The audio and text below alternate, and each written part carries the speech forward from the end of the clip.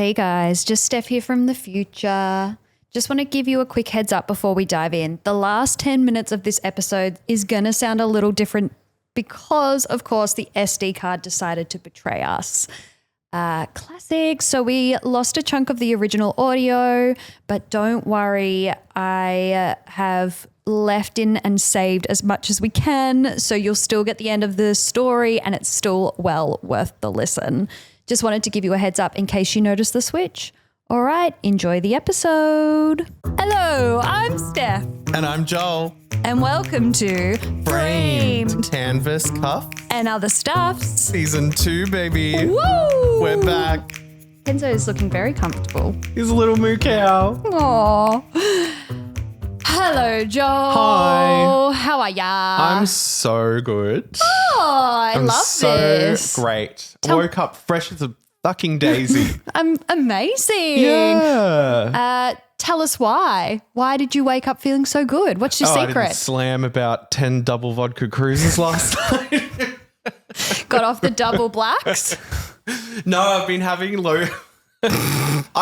Look, I'm not going to sit here and pretend that cruises aren't delicious. They are. Sorry, I know you're sober, It's but let me fine. just go. I know, yeah. Plenty of cruises in my time. Yeah, you're not going to start sweating and shaking. I'm just like, I gotta go. You just see me walk straight over to the bottle-o. You just come out, you're like, where'd you go? I'm just sitting on the bench. Hey.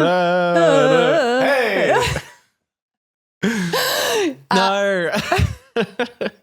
Vodka cruises. I'm sick of pretending they're not delicious. Yeah. They're really good. Yeah. And I've been having as my little treat. So I don't drink like wine as much anymore or anything like that. That's just a sometimes thing. Yeah.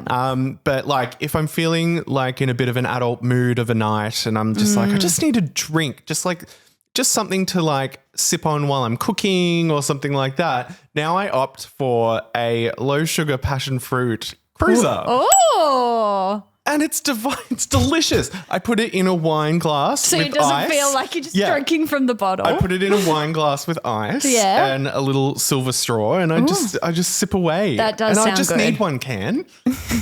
That's all I need. Gets you through. To stop the shakes.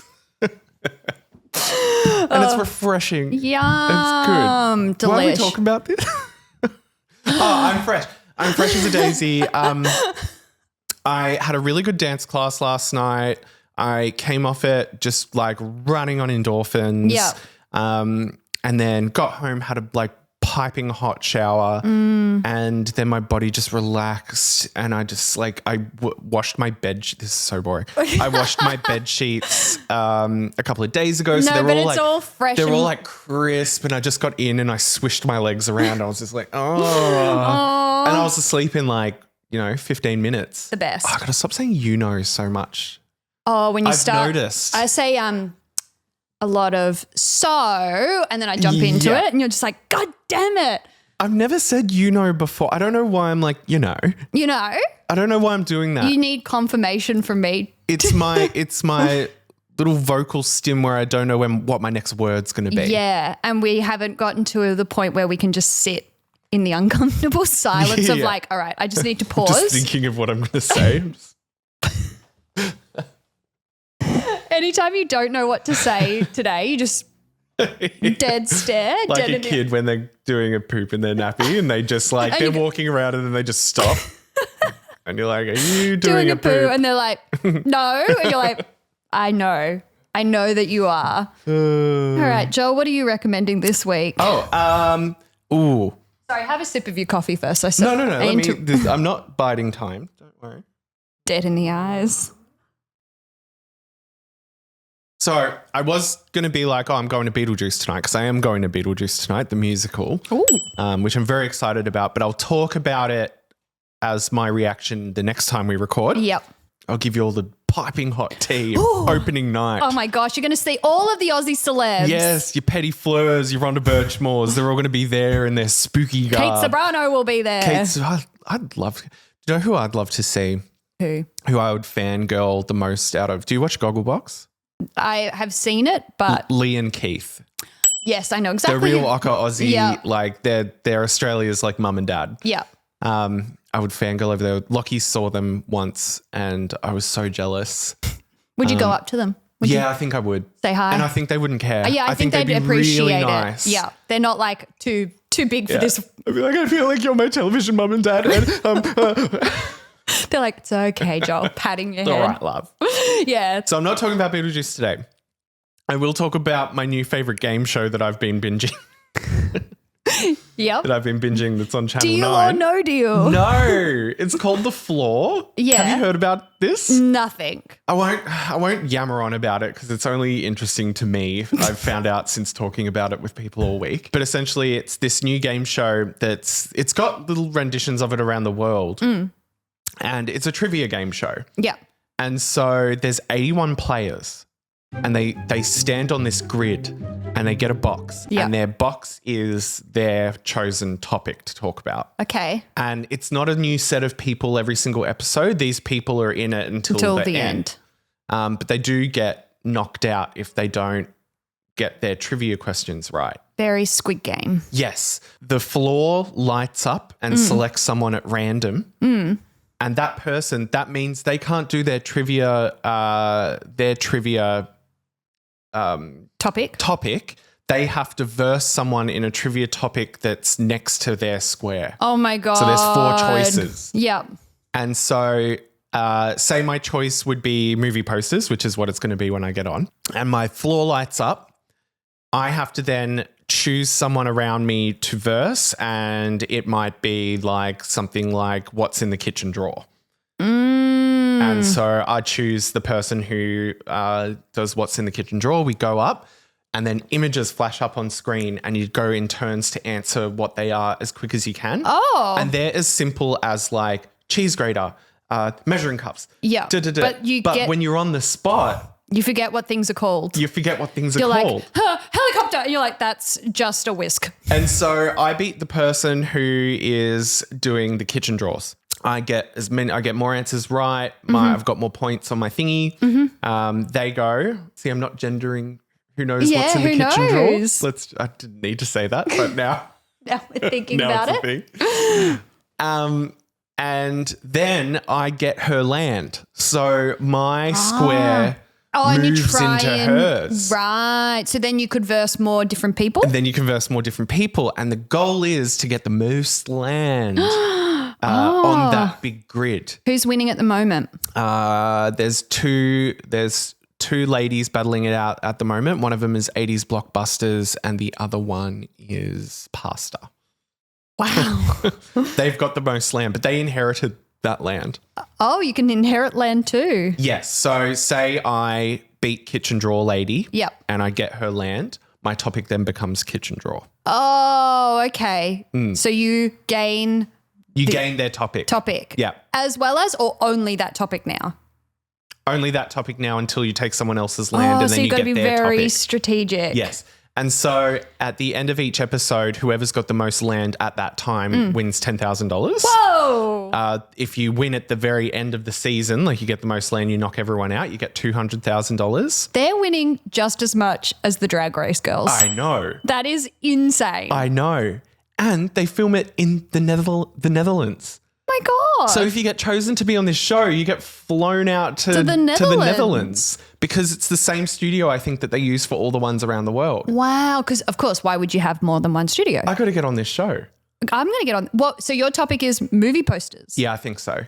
It has to be kind of like broad. But also not but too. also niche. Yeah, you can't be too niche though. Yeah. Because the things would get obscure. So if my thing was movie posters, movie posters would show up really quickly but without the title on it. And you'd have to say what it was. Yes. Oh, I don't know what my topic would be.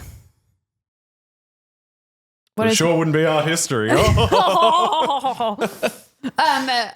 It can be anything too. I feel like I don't like what's my special interest? There's a guy on there whose topic is songs about places. See, that's so broad. Yeah. And they could really just like mess you up with one and you're like, oh. It is such a good show. It's so bingeable. It's just easy watching. A nice little 3 p.m. show, Sunday afternoon. It's on at 7:30 p.m. Mondays and Tuesdays. It's and it goes for like an hour. It's like a primetime spot. It's prime time. It's getting all the ratings. It's got Roger Corso, who did the Australian Traders. He hosts it. Yep. Yeah, I got to get on this show. Okay, babes. let's do it. Yeah. I mean, I don't know what my topic is, but There was a drag queen on there called Bok Choy. Love that. Yeah. Very and her good. theme, her topic was technology. Ooh, Yeah. that's broad. She was good. She got knocked out in 2. Spoiler alert. So everyone who's gonna go scrambling to go and watch The Floor right now. I will maybe put it on. I feel like I'm getting smarter by watching it. Hey, we've got to keep our brains. Cheese grater. Whisk! I would be terrible at this game because when I'm put on the spot with things like that, I'm like, instead of saying like stewardess, I'm like, waitress in the sky. And it's like, window. You should have seen me doing the geography one. I have no idea. I have no idea where things are. No idea about the world map. No. I'm like Bali, and they're like Russia. Yeah. I'm like, oh. I have very little knowledge. Like I know about countries. Yeah. I do not know where they are placed in the world map. No, neither. And that is just a real gap in my knowledge. Yeah. Should we be learning that? Yeah, well, doing that one made me feel like, oh, because the 2 people doing it like really knew their stuff, and I'm like, oh, they were like 21 and something, and I'm like, oh, I should know where things are. Yeah, I know what direction I'm going in. I just don't know where they are placed in the world. I don't. I just look at how long the flight's going to be, and then hope for the best. The rest is none of my business.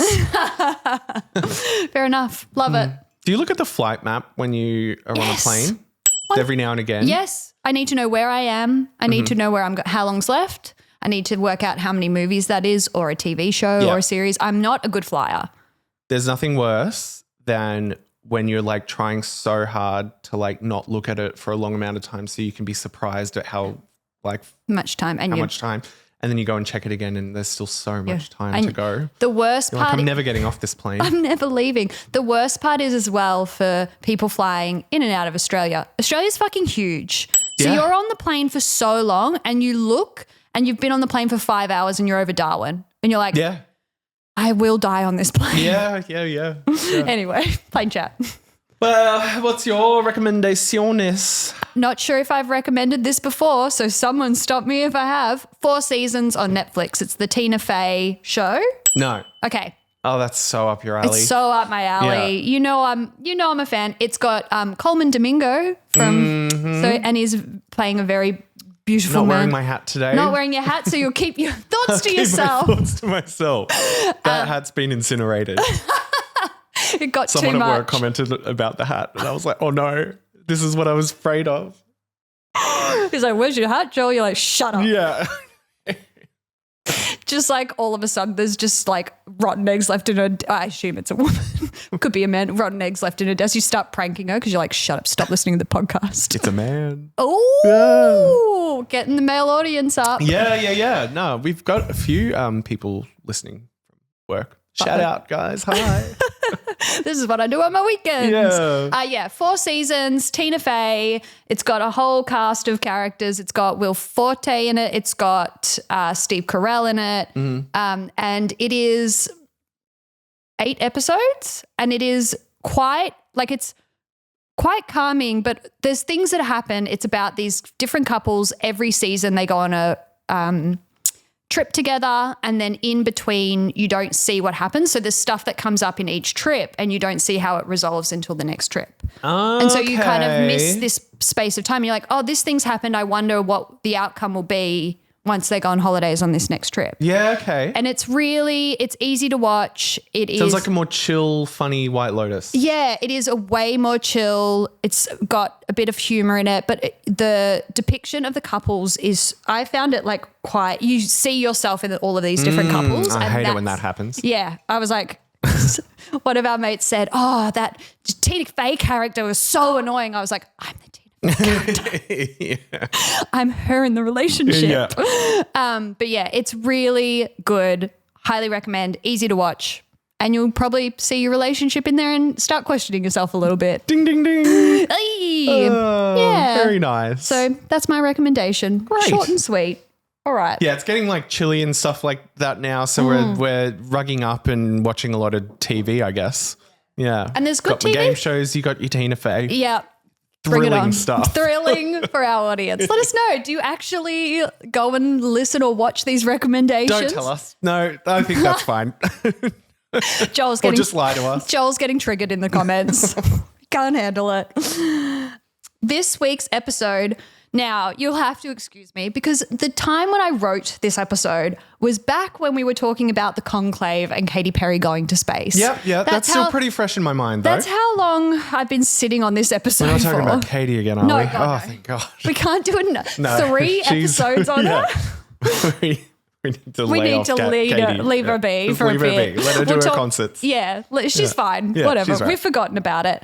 So yeah, if I stumble over some wording, I've reread it, but I'm like, what did I do again? No, it's fine. We'll It's find fine. out. We'll find learn out together. Joel, picture it. What? Europe, 1990s. You're in a small museum somewhere in Europe. One of those sweet little local spots. It's quiet, a bit run down, the kind of place where the security guard is reading a paperback novel and the only real alarm system is a creaky floorboard. What do you think he's reading? Some kind of weird smut book. Oh. He didn't want to tell his wife about it. What do you think he's reading? I thought he was reading like a Bryce Courtney. Yeah, probably.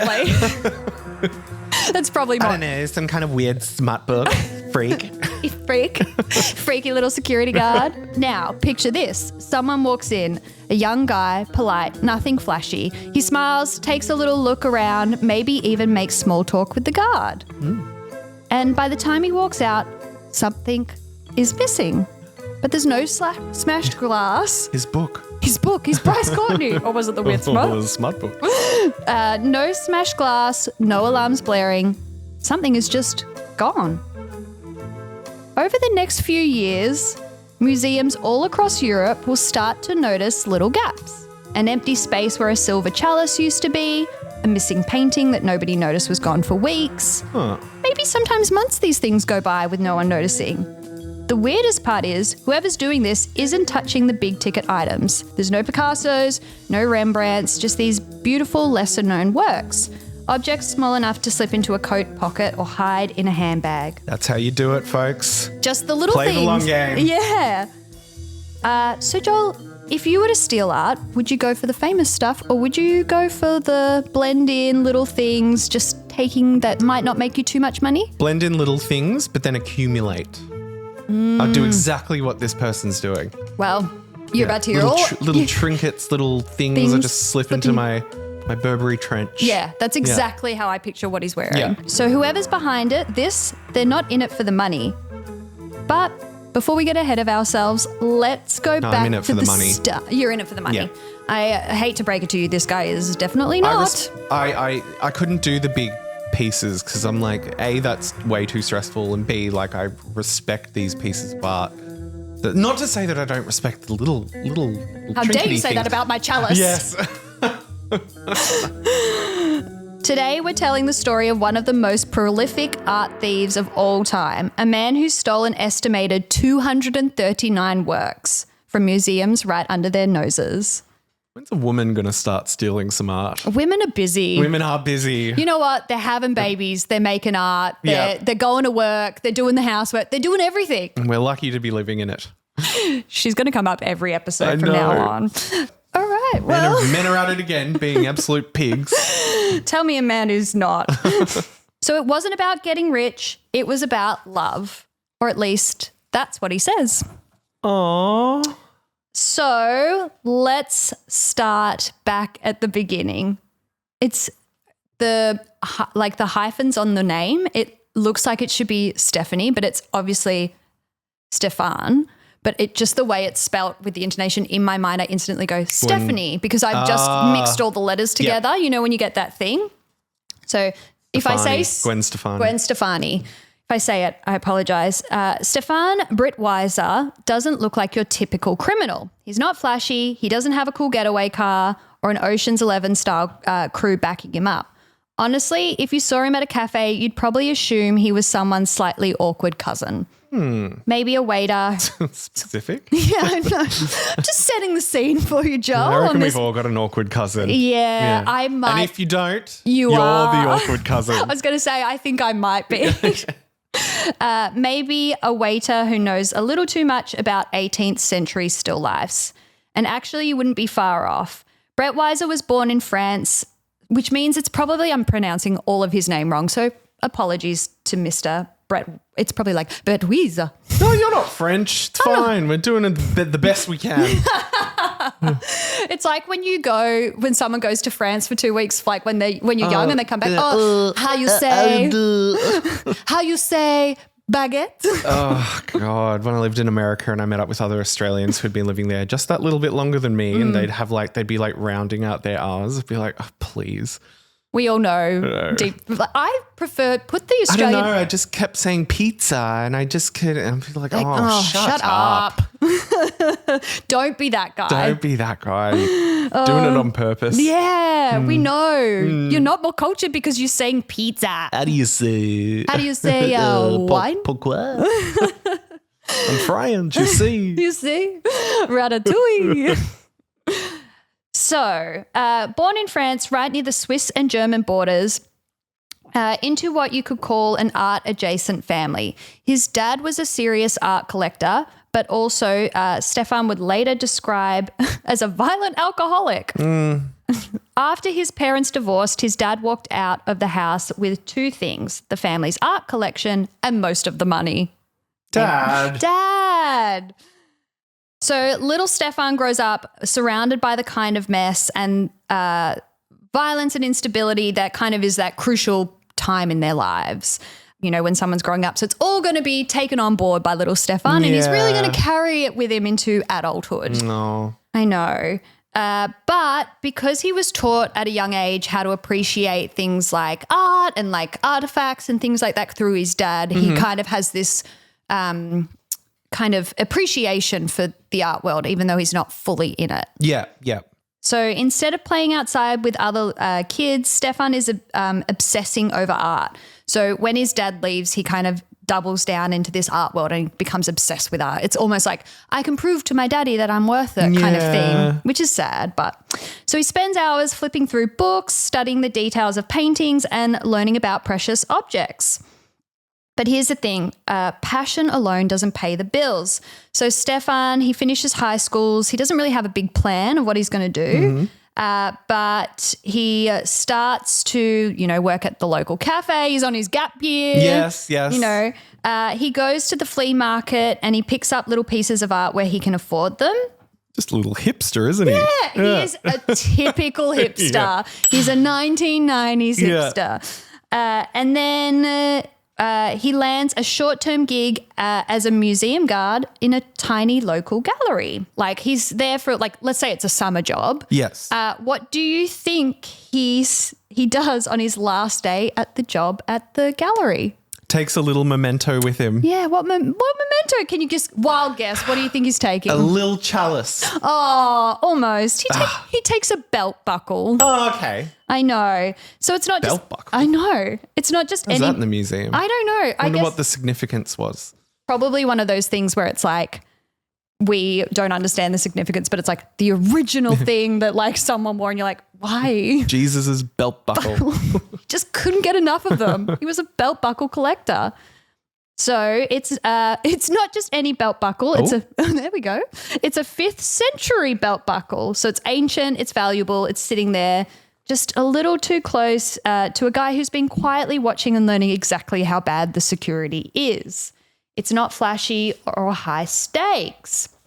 So this is kind of this is the start of his 238 items or however many it was. Got a taste of honey. He got a taste. Now he wants the whole beehive. By now, Joel, Stefan has crossed the line. He's no longer an awkward art nerd at the flea market.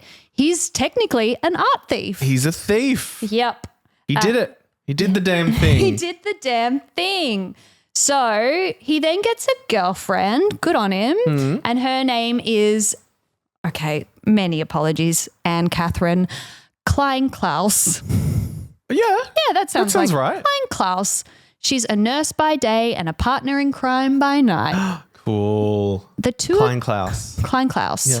And also Anne Catherine hyphenated first name. Anne Catherine Klein Klaus. That's a mouthful. Yeah. I wonder if she's just like It's the too hard yeah, and Klein I Klaus. feel like she's the type of person who'd be like, you can't just call her Anne. She'd be like, it's Anne Catherine. It's actually Anne Catherine. Yeah. Yeah. She's been to France and got she's in France, but you know what I mean. Catherine Klein Klaus. Klein Klaus. The two of them become an unstoppable little duo. So it's like art heist, there's a little date night planning them, dinner and a movie. No, That's hot. that's sexy. They're putting 18th century flintlock pistols into their handbags and cutting canvases out of frames with Swiss Army knives. As you do. As you do, they start becoming bolder and bolder. So the strategy kind of relies on two things: picking the right targets and acting like they absolutely belong there when they walk into these galleries. Yeah.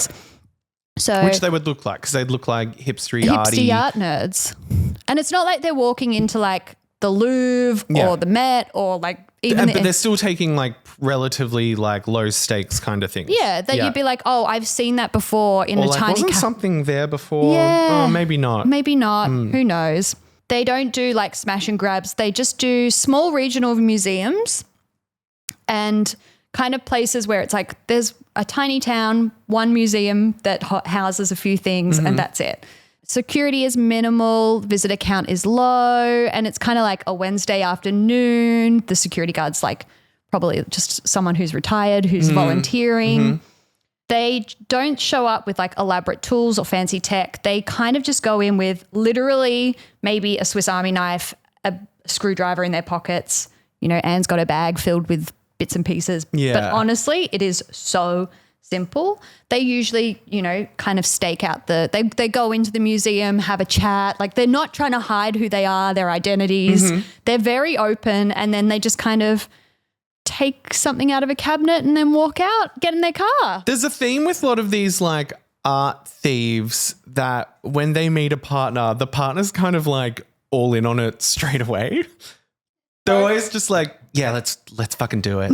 No questioning. There's no question. There's been a few where their like partner has just been like, oh yeah, well if you're going to do it, you're going to need me. Yeah. Do you think maybe it's because maybe they had other girlfriends but they were like, I don't know about this, Yeah, and maybe. they left, and that's not the one we don't hear about? Yeah. But they always get a Bonnie to their Clyde. Yeah, they really always do. Often, like when because obviously watching crime shows all the time, it's always someone like, and the partner's like, I just can't believe they would do that. Like, but then they show them footage and you'd be like, I was like, if someone showed me a picture of SJ just wielding a gun, I'd be like, she did it. All right. What do you need to know? Like, I'm not covering for you. I'm sorry. The question that kind of remains is, how did they get away with this for so long? Because it's not like they did this over the course of a year. Yeah. They did this over 6 years. Yeah. So it's a very, very, very long time. Little bits over 6 years. Yeah, accumulating them. Usually they would hit museums every week. It's like a weekly date for them. And sometimes they would return to the same museum within days and still no one has picked up on this happening. It's wild. So they've got it down to a routine. Anne Catherine keeps watch while Stefan works. They strike up casual conversations with the guards like mid-heist and literally join museum tours as a cover. So at one point, Stefan even is chatting with a staff member and literally will start to like amp it up and talk about the items they're about to steal. Yeah. Just like. Meanwhile, Anne Catherine's like in the back, just like cutting something out of a frame. Yeah. Yeah. And then like I imagine they walk out and she just like lights a ciggy. It's just like, oh, that was good. That was a rush. Ooh, barracuda. Yeah. 100%. All of a sudden, Demi Moore's like playing her in this situation. They start to get a little too confident. There's one story where Stefan kind of overdoes it. So this is in 1994. He's visiting an art and history museum, and it has one of the biggest collections of antiquities in Europe. It's so silly because the first thing he steals at this place is just an index card, which sounds really strange. But what he does was in this museum, it has an index card and he notices it and it says objects removed for study. And he clocks that and he goes, oh, I've just worked out what we can do now. Yeah. So what he does is he takes that card, walks away, and then he comes back later this day, like a few days later, and he takes something out of the case and then puts the card back in its place. Yeah. He can up his ante a little bit because people will just be like, they're being studied. They're being studied. At this museum, he replicates the card and he starts to take multiple things out of this one case. So it's almost like the whole case eventually becomes just like on low study. A lot of studying here. Yeah. Why this one case? And then he'd notice that like another object would turn up in this case because they'd start to put things in to replace it so people had something to look at. And so he'd steal that as well. He's getting greedy. Bit of greedy guts. He kind of that's just one of the things where he's just like, well, he almost could have gotten caught at this point. This might have been a tipping point, but he walks away because everyone's like, well, no one's checking on these antiquities at all, which is bizarre. So there's nothing left in the museum because everything's being studied. They're like, this one guy just keeps coming in here. What's the deal with this guy?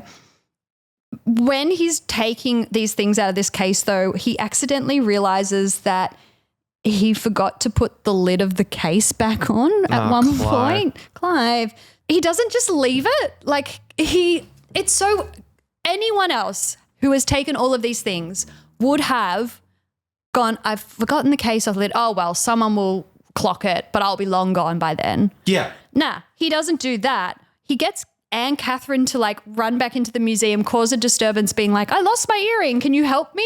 To the security guards. And then he goes back in, puts the lid on the case and then walks out. And then she walks out. Yep. Okay. Like it's that kind of vibe, which is so weird. My thought process would have been like, oh, they'll probably think that whoever took it to go study it left it open. Yeah. No. And then while he's in there putting the lid back on the case, he takes 2 more goblets. Of course he does. He can't help himself. No. He just can't. Clive. What a silly, silly goose. Stolen lots of objects, has over 250 of them. TBC on price. But it a lot. does say billion and which it seems too much, That's but crazy. that seems too much. Yeah. In this whole story, so this is about 6 years of stealing things. They have not sold a single object. Not one. So instead, Stefan brings it all home back to his mum's attic because they're living with his mum. Yep. Yep. There's no black market deals, no art fences, no private collectors. Classic, like, none of my business, mum. Yeah. Like, I don't want to see. I don't know what they're doing. I don't know. You know what? They're None of just my the business. kids. The kids will just do what they want. None of my business what he gets up to. Yeah, it's exactly that. So he starts to kind of reveal what's going on inside his head and why he's doing this. I guess he's starting to tell, I don't know who he's telling at this point, but this is where he starts to reveal what he's doing. Klepto. Yeah. He doesn't see himself as a thief. He calls himself a protector of art. Okay, interesting take. Yeah, that's a way to kind of spin it. In his mind, these works aren't being stolen, they're being rescued. So they're being liberated from the cold, lifeless walls of museums and brought somewhere they can be truly appreciated. His mum's attic. Yeah, babes. I get that's actually like quite beautiful. I'm about to start crying, but Just a singular tear. It's like that Regina Spektor song, All the Rowboats. How she's talking about all the art pieces that are trapped in the gallery, all the rowboats and the oil paintings they keep trying to row away. It's really beautiful. Yeah. So all the violins in big black coffins, they've forgotten how to sing. You really invested in this song. It's a beautiful song, beautifully written. Well, yeah, he's doing that essentially. It's kind of like but also you're just putting it in your mum's attic and you're the only one enjoying it. Maybe her attic is gorge. Maybe it's gorgeous. There's so many things though. I think it's just none of her business. It's none of you know what? I'm just gonna keep making my pasta down here. Come down for dinner when you're ready. Feed my boys. Feeding my boys. Stefan thinks he's playing the perfect gentleman thief, And because he kind of never sells the works, he never hurts anyone when he's doing these heists, he never smashes anything. He's being like, I'm just like, this is like an art cause as opposed to me just stealing things for my own kind of feeling, like free will type thing. Anyway, so at this point, Stefan has built what might be the most impressive stolen art collection in modern history. However, in November of 2001, so we've just passed the old Y2. Millennium. We are in the millennium. I was side tangent. Yeah. You're like, yeah, shut up. Yeah, I gotta go. about time I don't do one. I was listening to like Spotify, and it was like early thousands playlist, and the Black Eyed Peas came up, and I was like, as they do.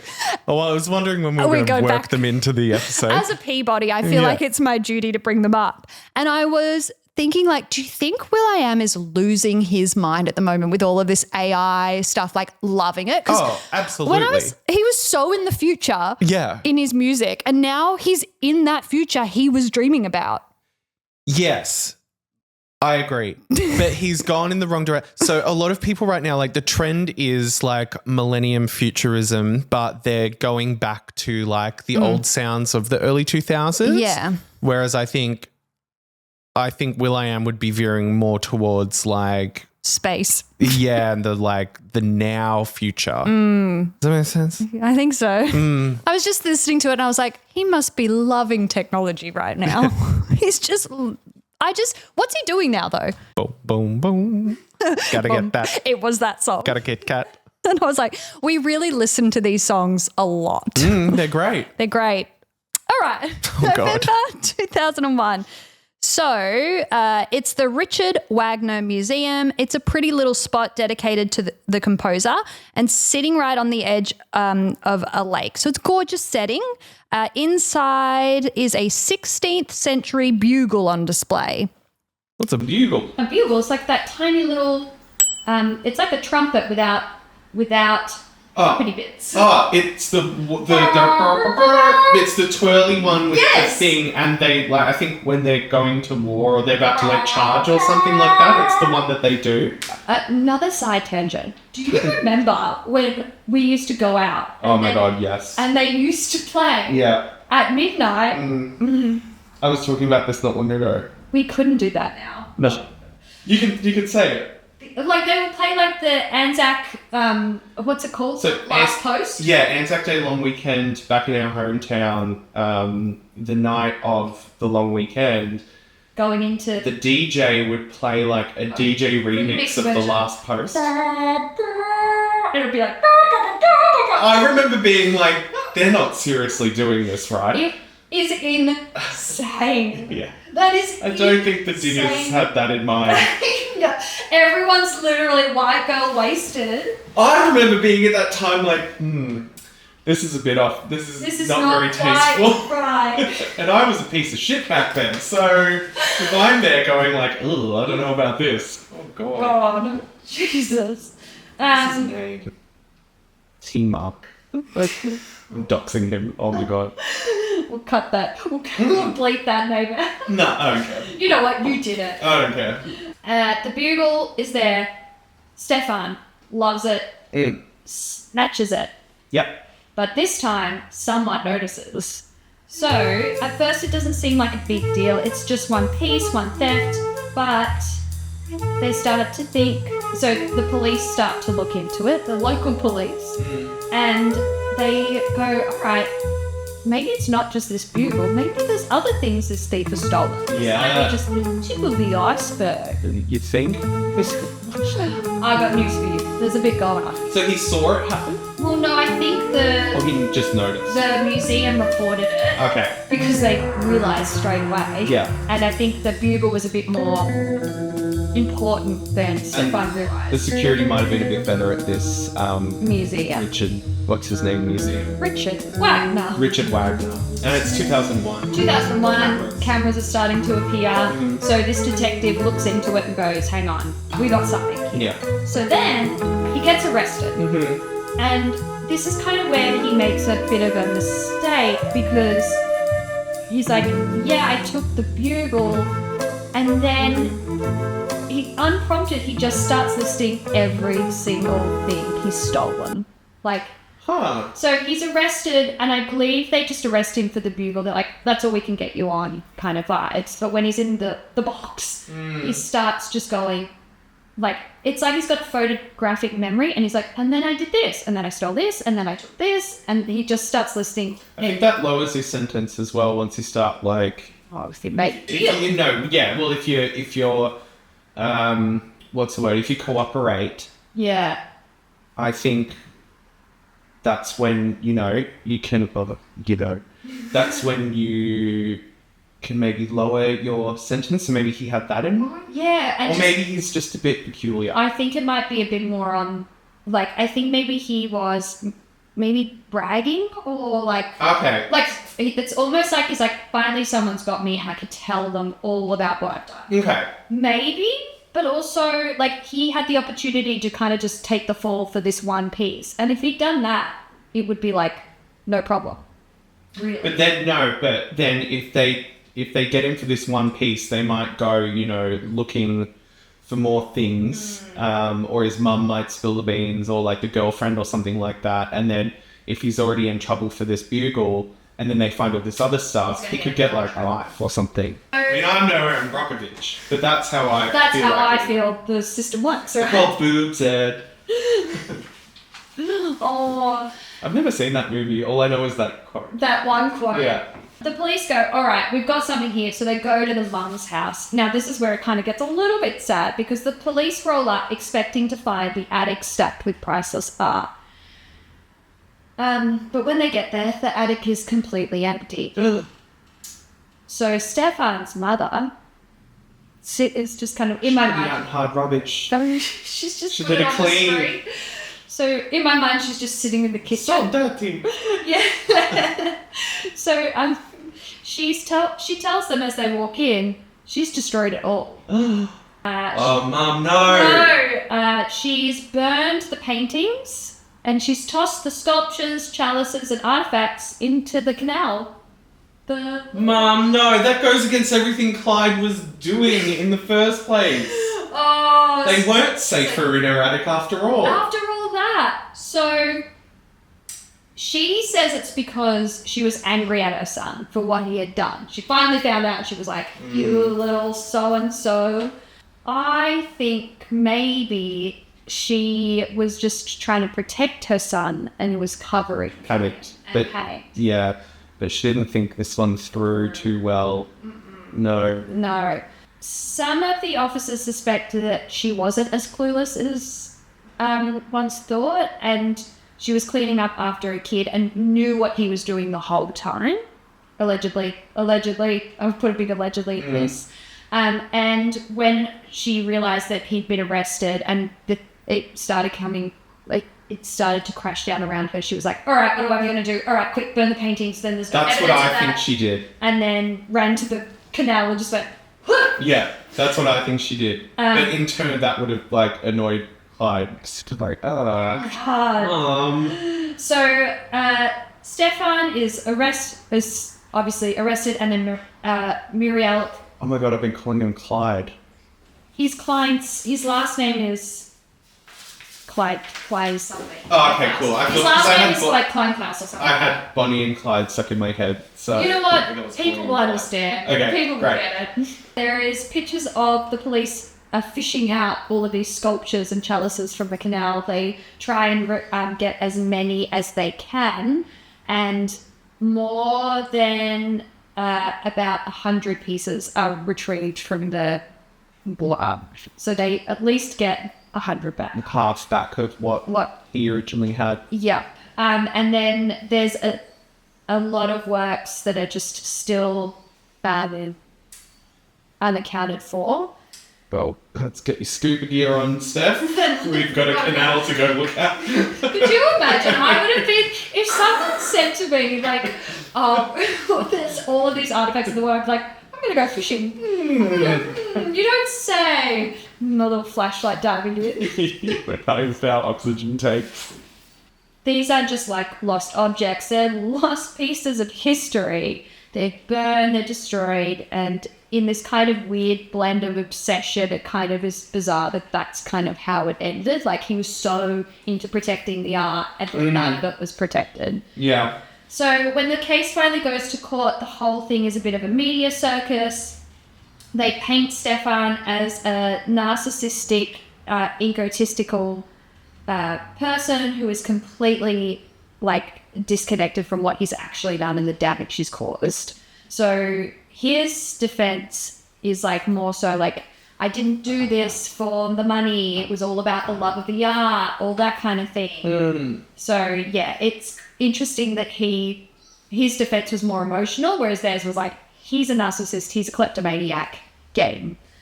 In the end, Stefan is sentenced to 3 years in prison. Okay. Anne Catherine gets 6 months for receiving stolen goods. So she's kind of not implicated in the whole thing. And Stefan's mum gets 18 months for destruction of property. So you were about to say 18 years. She It's like, goes- Mum really sucked this one up. She's like, how did I get here? I was just cooking for my boys. Oh, no, Mum. Stay out of it. So, because there's never enough evidence to prove she helped with the heist, she just gets done for destruction of property. Okay. So then he's finally released. And you might think that's where we leave this story, but Stefan, His squeakball. yeah, he didn't learn his lesson. It's a short little thing. Oh, he went back to doing it. He sure did. Oh. So in 2011, 5 years after getting out of prison, Stefan is caught again with another 30 stolen pieces. It's his thing. It's the thing that's keeping him going. He can't stop it. Yeah. However, it's his hobby. I know. So he gets caught doing that, and then he gets caught again in 2023. So that was 2011. I believe they kind of like get all the stuff back, put him back. Come on, man, like get it together. 2023, again he is found with more items in his home that he's stolen. However, this time he's selling them on eBay. Okay. So he's trying to make some money this time. Fair enough.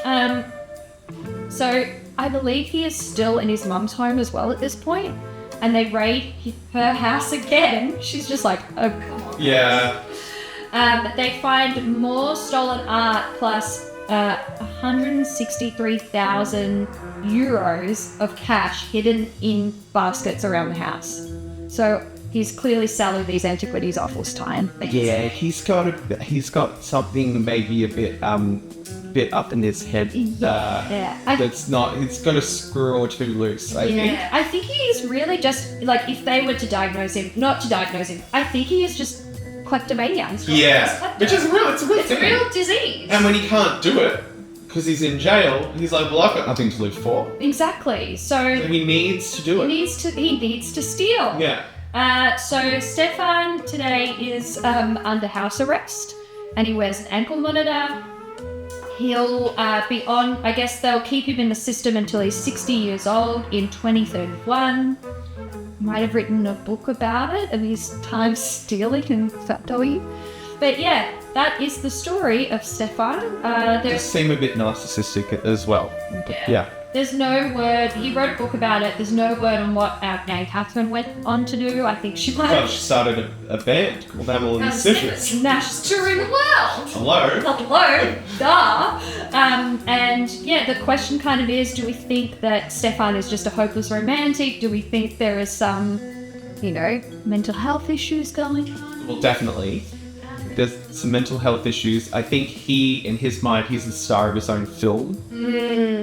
And he needs to create these instances for himself. Yeah. There's always something going on. There's stakes and there's that, because that keeps him going. That keeps his engine revving. And when that stuff is taken away from him, then he doesn't know what to do with himself. So he needs that constant, fear of the chase, and the stealing and the rush. Yeah, the All of that adrenaline kind of rush stuff. you would get from Yeah. stealing something would be to that caliber, I guess. Would be Yeah. quite exciting. Yeah, it's like me going to dance class. He's Can completely relate. completely. My whole life is about dance.